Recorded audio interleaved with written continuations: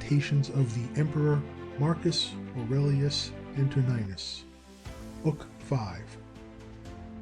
In the morning, when you find yourself unwilling to rise, have this thought at hand: I arise to the proper business of man, and shall I repine at setting about that work for which I was born and brought into the world?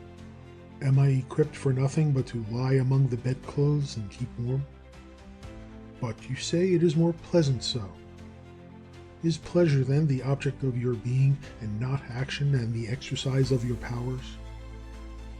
Do you not see the smallest plants, the little sparrows, the ants, the spiders, the bees, all doing their part and working for order in the universe as far as in them lies? And you will refuse the part in this design which is laid on man? Will you not pursue the course which accords with your own nature? You say, I must have rest. Assuredly. But nature appoints a measure for rest, just as for eating and drinking. In rest, you go beyond these limits, and beyond what is enough. But in action, you do not fill the measure, and remain well within your powers. You do not love yourself. If you did, you would love your nature and its purpose. Others who love the art that they have made their own exhaust themselves with laboring at it, unwashed and unfed.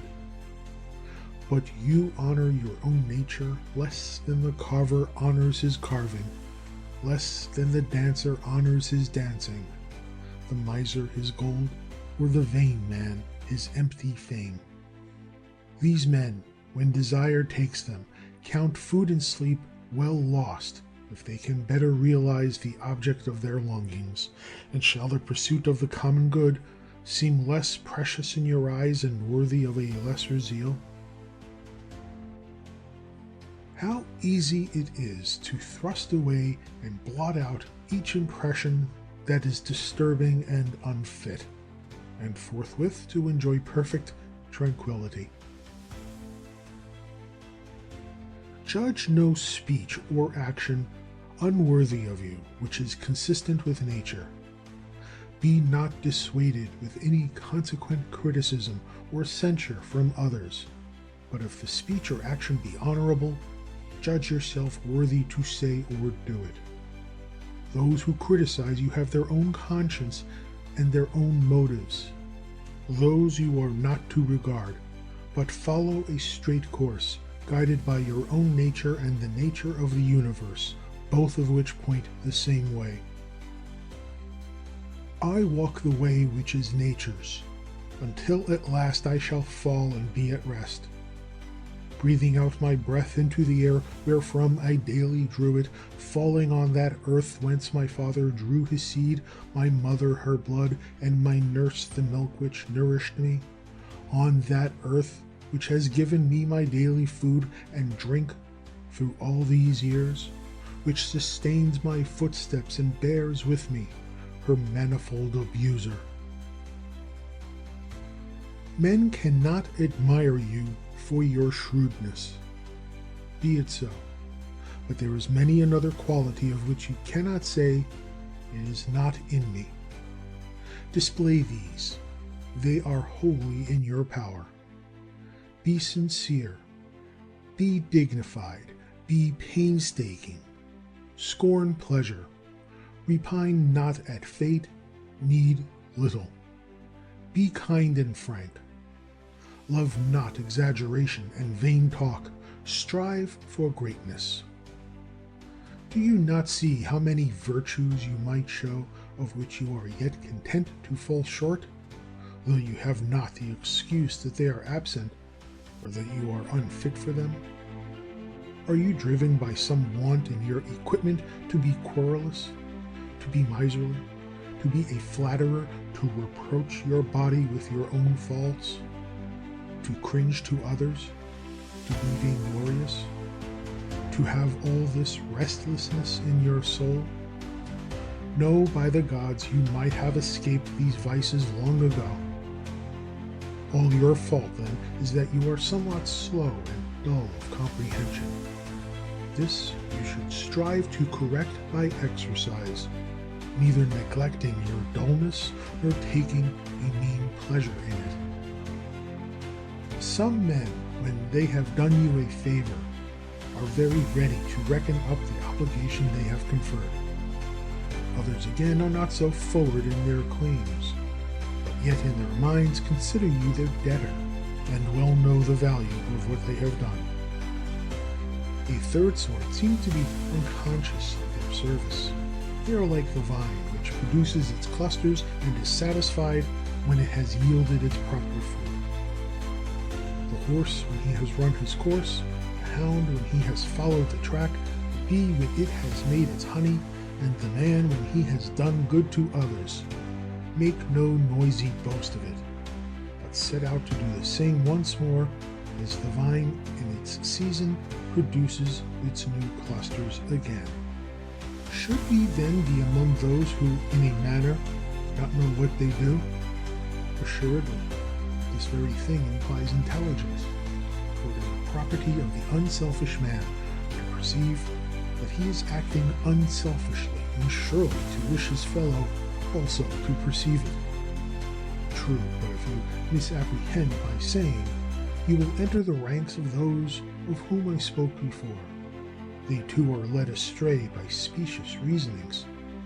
But if you have the will to understand what my principle truly means, fear not that in following it, you will neglect the duty of unselfishness. This is a prayer of the Athenians. Rain, rain, dear Zeus, on the plains and plowlands of the Athenians. Man should either not pray at all, or pray after this frank and simple fashion. Just as one says that Aesculapius had prescribed a course of riding for someone, or the cold bath, or walking barefooted, so it may be said that the guiding mind prescribes for a man disease, or mutilation, or losses, or the like. Prescribe, in the first case, means that such treatment was enjoined on the patient as might coincide with the needs of his health. The second, it means that each man's fortune is appointed to coincide with the purposes of fate. Now, the very word coincidence implies something like that correspondence of squared stones in a wall or pyramid, which workmen speak of when they fit them together in some structure. All things are united in one bond of harmony, and just as all existing bodies go to make the visible world what it is, so destiny, as the general cause, is compounded of all particular causes. The most unphilosophical grasp my meaning, for they say, fate gave this to so-and-so. This was appointed or prescribed for him. Let us then receive the decrees of fate as we receive the prescriptions of Aesculapius. He prescribes many things for us, and some of them are harsh medicines. Yet we obey him gladly in the hope of health. Conceive, therefore, that, for nature, the doing of her work and the fulfilling of her purposes are, as it were, her health. And welcome all that happens, even should it seem hard fortune, because it tends to the health of the universe, and to the prosperity and felicity of Zeus. He would not have brought this or that on any man did it not contribute to the good of the whole. Nor does any part of nature's system bring aught to pass which suits not with her government. For two reasons then you should content yourself with what befalls you.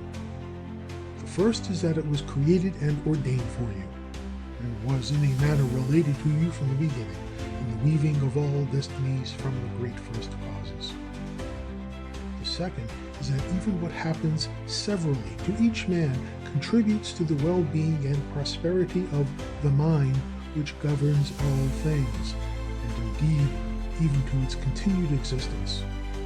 For the whole is maimed if you break in the slightest degree this continuous connection, whether of parts or causes, This you are doing your best to break and to destroy whenever you repine at fate. Fret not, neither despond, nor be disheartened, if it be not always possible for you to act according to your principles of perfection. If you are beaten off, return again to the effort, and content yourself that your conduct is generally such as becomes a man. Love the good to which you return, and come back to philosophy, not as one who comes to a master, but as one whose eyes ache recurs to sponge and egg, as another has recourse to plasters, or a third to fomentation, and thus he will make no empty show of obeying reason, find that it gives you rest. Remember that philosophy demands no more than what your nature requires, but you are wont to desire other things which accord not with your nature, for what you say can be more delightful than such things. Is not this the very snare which pleasure sets for us? Yet consider if magnanimity, frankness, simplicity, kindness, and piety be not even greater delights. And what is sweeter than wisdom itself, when you are conscious of security and felicity in your powers of apprehension and reason? The natures of things are so covered up from us that to many philosophers, and these no mean ones, all things seem incomprehensible. The Stoics themselves own that it is difficult to comprehend anything with certainty. All our assent is inconsistent, for where is the consistent man? Consider too the objects of our knowledge, how transitory they are, and how mean, how often they are in the possession of the debauchee, of the harlot, of the robber. Review again the morals of your contemporaries. It is scarcely possible to tolerate the best manner among them, not to say that the man can scarcely tolerate himself. Amid such darkness and filth, and this perpetual flux of substance, of time, of motion, and of things moved, I can perceive nothing worthy of esteem or of desire. On the contrary, we should comfort ourselves as we await our natural dissolution, and not be vexed at the delay, but find rest in these thoughts. First, that nothing can befall us which is not in accord with the nature of all things. Second, that it is always in our power not to do anything against the divine spirit within us. To this no force can compel us. To what end am I using my soul? Let me examine myself as to this on all occasions, and consider what is passing now in that part of me which men call the ruler of the rest. Let me think too, whose is the soul that I have? Is it a child's? Is it a youth's, a timorous woman's, or a tyrant's? The soul of a tame beast, or of a savage one? Of what value the things are, which the many account good, you may judge from this. If a man has conceived certain things, such as prudence, temperance, justice, or courage, to be good in the real sense, he cannot, while he is of this mind, readily listen to the traditional jibe about a superabundance of good things. It will not fit the case. But when he has in mind things which seem good in the eyes of the multitude, he is perfectly willing to hear and accept as quite appropriate the raillery of the comic poet. Thus, even the ordinary mind perceives the difference. For if this were not so, we would not, in the first case, repudiate the jest as offensive, nor would we salute it as a happy witticism when applied to wealth, or to the opulence which produces luxury and ostentation. Proceed then, and put the question whether these things are to be valued and esteemed good, of which we have such an opinion that we may aptly say of their possessor, he has so many possessions about him that he has no place wherein to ease himself. I consist of a formal, and a material element. Neither of these two shall die and fade into nothingness, since neither came into being out of nothing. Every part of me then will be transformed and ranged again in some part of the universe. That part of the universe will itself be transmuted into another part, and so on for all time coming. By some such change as this I came into being, likewise my progenitors, and so back from all time past. There is no objection to this theory, even though the world be governed by determined cycles of revolution. Reason and the art of thinking are powers which are complete in themselves and in their special processes. They start from their own internal principle and proceed to their appointed end. Such mental acts are called right, to indicate that the course of thought is right or straight. Nothing should be said to be part of a man which is not part of his human nature. Things that are not part of his essence cannot be required of him, and have no part in the promise or the fulfillment of his nature. Therefore, in such things lies neither the end of man nor the good which crowns that end. Moreover, if anything were really part of a man, it would not be proper for him to despise it or revolt against it, nor would he be praiseworthy who made himself independent thereof. If non-essential things were indeed good, he could be no good man who stinted himself in the use of them. But, as we see, the more a man goes without them, and the more he endures the want of them, the better a man he is. The character of your most frequent impressions will be the character of your mind. The soul takes color from its impressions.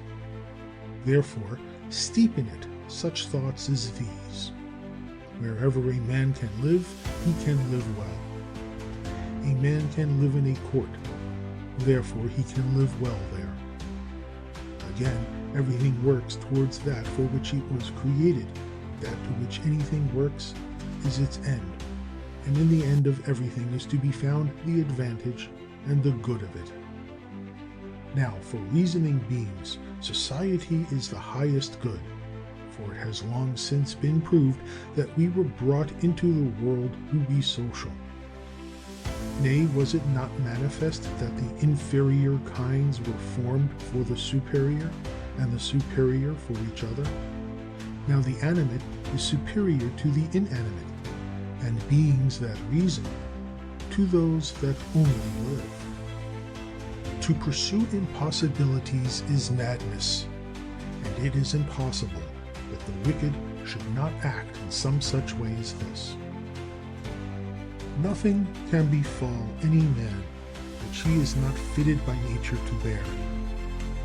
The like events befall others, and either through ignorance that the event has happened, or from ostentation of magnanimity, they stand firm and unhurt by them. Strange then that ignorance or ostentation should have more strength than wisdom. Material things cannot touch the soul at all, nor have any access to it. Neither can they bend or move it. The soul is bent or moved by itself alone, and remodels all things that present themselves from without in accordance with whatever judgment it adopts within. In one respect, man is nearest and dearest to me, insofar that is, as I must do good to him and bear with him. But insofar as some men obstruct me in my natural activities, man enters the class of things indifferent to me, no less than the sun, the wind, or the wild beast. By these, indeed, some special action may be impeded, but no interference with my purpose or with my inward disposition can come from them, thanks to my acceptive and modifying powers. For the mind can convert change everything that impedes its activity into matter for its action. Hindrance in its work becomes its real help, and every obstruction makes for its progress. Reverence that which is most excellent in the universe. And the most excellent is that which employs all things and rules all. Likewise, reverence that which is most excellent in yourself. It is of the same nature as the former, for it is that which employs all else that is in you, and that by which your whole life is ordered. That which harms not the city cannot harm the citizen. Apply this rule whenever you have the idea that you are hurt. If the state be not hurt by this, neither am I harmed. And if the state be hurt, you should not be wrathful with him who hurt it. Consider where lay his oversight. Consider frequently how swiftly things that exist or are coming into existence are swept by and carried away.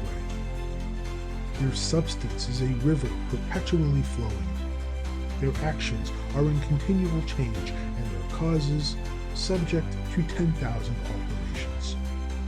Scarcely anything is stable, and the vast eternities of past and future, in which all things are swallowed up, are close upon us on both hands. Is he not then a fool who is puffed up with success in the things of this world, or is distracted or worried, as if he were in a time of trouble likely to endure for long? Keep in mind the universe of being in which your part is exceedingly small, the universe of time of which a brief and fleeting moment is assigned to you, the destiny of things, and how infinitesimal your share therein. Does another wrong me? Let him look to that. His character and his actions are his own. So much is in my present possession and is dispensed to me by the nature of things, and I act as my own nature now bids me. Let the leading and ruling part of your soul stand unmoved by the stirrings of the flesh, whether gentle or rude. Let it not commingle with them, but keep itself apart, and confine these passions to their proper bodily parts. And if they rise into the soul by any sympathy with the body to which it is united, then we must not attempt to resist the sensation, seeing that it is of our nature, but let not the soul, for its part, add thereto the conception that the sensation is good or bad. Live with the gods. And he lives with the gods who continually displays to them his soul, living in satisfaction with its lot and doing the will of the inward spirit, a portion of his own divinity which Zeus has given to every man for a ruler and a guide. This is the intelligence, the reason that abides in us all. Are you angry with one whose armpits smell, or whose breath is foul? What is the use? His mouth or his armpits are so, and the consequence must follow. But you say man is a reasonable being, and could by attention discern in what he offends. Very well, you too have reason. Use your reason to move his, instruct, admonish him. If he listens, you will cure him, and there will be no reason for anger. You are neither actor nor harlot. As you intend to live at your going, so you can live here. But if men do not permit you, then depart from life, yet so as if no misfortune had befallen you. If my house be smoky, I go out, and where is the great matter? So long as no such trouble drives me out, I remain at my room. and no one will prevent me from acting as I will. And my will is the will of a reasonable and social being. The intelligence of the universe is social. It has therefore made the inferior orders for the sake of the superior, and has suited the superior beings for one another. You see how it hath subordinated and coordinated and distributed to each according to its merit, and engaged the nobler beings to a mutual agreement and unanimity. How have you behaved towards the gods, towards your parents, your brothers, your wife, your children, your teachers, those who reared you, your friends, your intimates, your slaves? Can it be said that you have ever acted towards all of them in the spirit of the line, "He wrought no harshness, spoke no unkind word"? Recollect all you have passed through, all that you have had strength to bear. Your life is now a tale that is told, and your service is all discharged. Recall the fair sights you have seen, the pleasures and the pains you have despised, the so-called glory that you have foregone, the unkindly men to whom you have shown kindness. How is it that unskilled and ignorant souls disturb the skillful and intelligent? What, I ask, is the skillful and intelligent soul? It is that which knows the beginning and the end, and the reason which pervades all being, and by determined cycles rules the universe for all time. In a little space you will be only ashes, and dry bones, and a name, perhaps not even that. A name is but so much empty sound and echo, and the things which are so much prized in life are empty, mean, and rotten. We are as puppies that snap at one another, as children that quarrel, laugh, and presently weep again. But integrity, modesty, justice, and truth, up from the wide-wayed earth, have soared to heaven. What then should we tame? Things sensible are ever-changing and unstable. The senses are dull and easily deceived. The poor soul itself is a mere exhalation from blood. Fame is such a world as a thing of naught. What then? You await calmly extinction or transformation, whichever it may be. Until the fullness of the time be come, what is to suffice you? What else than a life spent in fearing and praising the gods, and in the practice of benevolence, toleration, and forbearance towards men? And whatsoever lies beyond the bounds of flesh and breath, remember that it is neither yours nor in your power. A prosperous life may be yours if only you can take the right path and keep to it in all you think or do. Two advantages are common to gods, to men, and to every rational soul. In the first place, nothing external to themselves has power to hinder them. In the second, their happiness lies in having mind and conduct disposed to justice, and in the power to make that the end of all desire. If the fault be not my sin, nor a consequence of it, if there be no damage to the common good, why am I perturbed about it?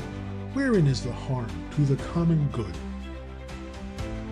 Be not incautiously carried away by sentiment, but aid him that needs it according to your power, his desert. If his need be of the things which are indifferent, think not that he is harmed thereby, for so to think is an evil habit. But, as in the comedy, the old man begs to have his foster child's top for a keepsake, though he knows well that it is a top and nothing more. So should you act also in the affairs of life. mount the rostra and cry aloud, "O man, have you forgotten what is the real value of what you seek?" No, but the many are keen in their pursuit of it. Are you then to be a fool because they are? In whatever case I had been left, I could have made my fortune. For what is it to make a fortune but to confer good things upon one's self? And true good things are a worthy frame of mind, worthy impulses, worthy actions. End of book 4.